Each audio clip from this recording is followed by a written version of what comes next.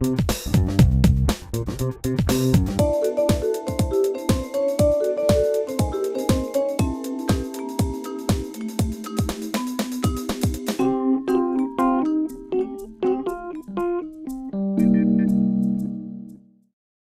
il y a un massif ou deux, voire dans certains quartiers. La gare, par exemple, qui est à l'extérieur, il y a un massif de vivaces à l'entrée de la gare. On voit à droite, là, qui est sur le côté résidence.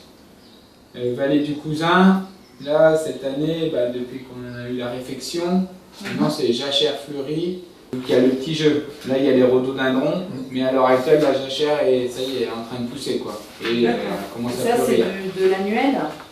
Ouais, ça c'est du vivace, quoi. C'est vraiment c'est du vivace. Hein. Que c'est du cosmos, c'est du coquelicot, voilà, on retrouve du zinnia. Ça repousse d'une année sur l'autre, quoi. Et ça a besoin de moins d'arrosage. Là, on n'arrose pas. C'est du gazon, hein, du gazon fleuri, quoi. Alors, du coup, Chaumotte, ça, il y a beaucoup de vivaces. Les centre-ville, on garde quand même la mixité. Il y a 2-3 massifs d'annuels, comme le square des Minimes, le rond-point des Minimes. Il faut quand même toujours qu'il y ait un petit coup d'œil sympa avec des couleurs.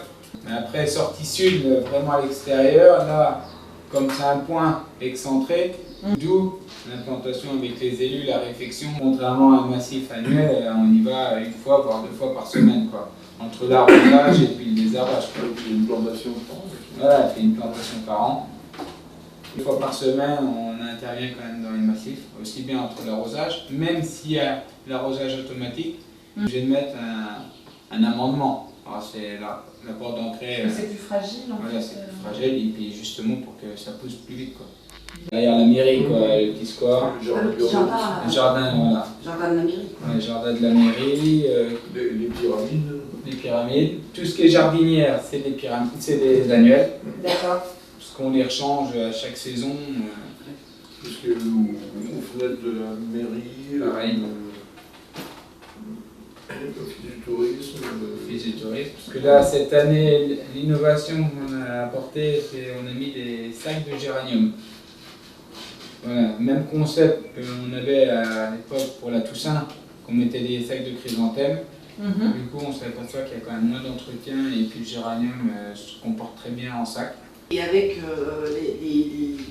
comme on a eu il y a ces derniers jours, les grosses chaleurs, au niveau des arrosages. On a 2 fois par semaine. Oui. 2 fois par semaine. Et justement, pour pallier un peu Aux grosses chaleurs et puis aussi à l'excès de hygrométrie au niveau qu'il y ait trop de pluie, on a mis du paillage. Le paillage de cacao. Ça maintient le... Oui. Voilà. Et ça évite aussi le ruissellement, le tassement sur la terre, quoi. En fait, quand il pleut trop fort, ça va mettre une croûte. Et la croûte, du coup, l'eau va ruisseler dessus, mais plus pénétrer dans le sol. Pour chaque plantation. Voilà, pour certains massifs, parce que c'est quand même un coût, hein, le paillage. Alors, du coup, les massifs quand même, qui sont situés au centre-ville, on a mis ça justement pour pallier pareil au désherbage. Du coup, on récupère nos broyats et on remet dans les massifs de vivaces et d'arbustes, quoi. Oui, on s'est acheté un broyeur de végétaux qui nous permet de faire du paillage. C'est une forme de protection. Voilà, puis justement pour éviter le désherbage, quoi. On minimise même dans nos massifs d'arbustes, du coup on met le paillage comme ça, et en même temps ça fait un petit amendement organique, parce que comme ça fait de l'humus, et du coup... Mais par contre ce broyat-là, on ne peut pas le mettre, c'est dommage, on ne peut pas le mettre dans nos massifs, parce que tout ce qu'on broie, des fois c'est des branches qui au niveau sanitaire sont pas saines, quoi.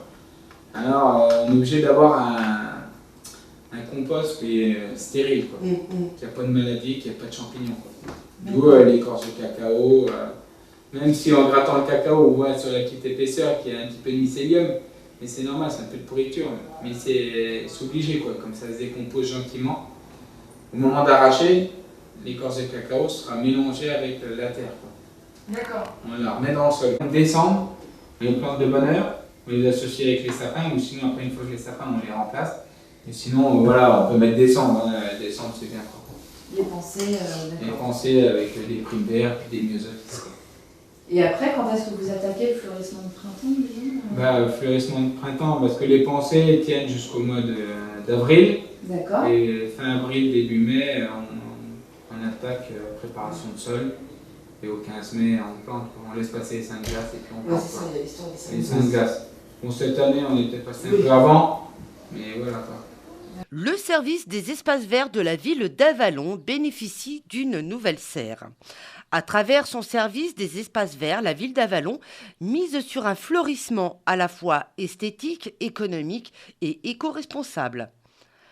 Avec les beaux jours, les fleurs prennent racine dans les espaces publics, entrées de ville, des rues aux parcs et jardins. Pierre Wegman, responsable du service municipal des espaces verts de la ville d'Avallon, cite « Les massifs représentent environ 800 mètres carrés à fleurir. Pour l'année 2015, la ville a développé les massifs à thème.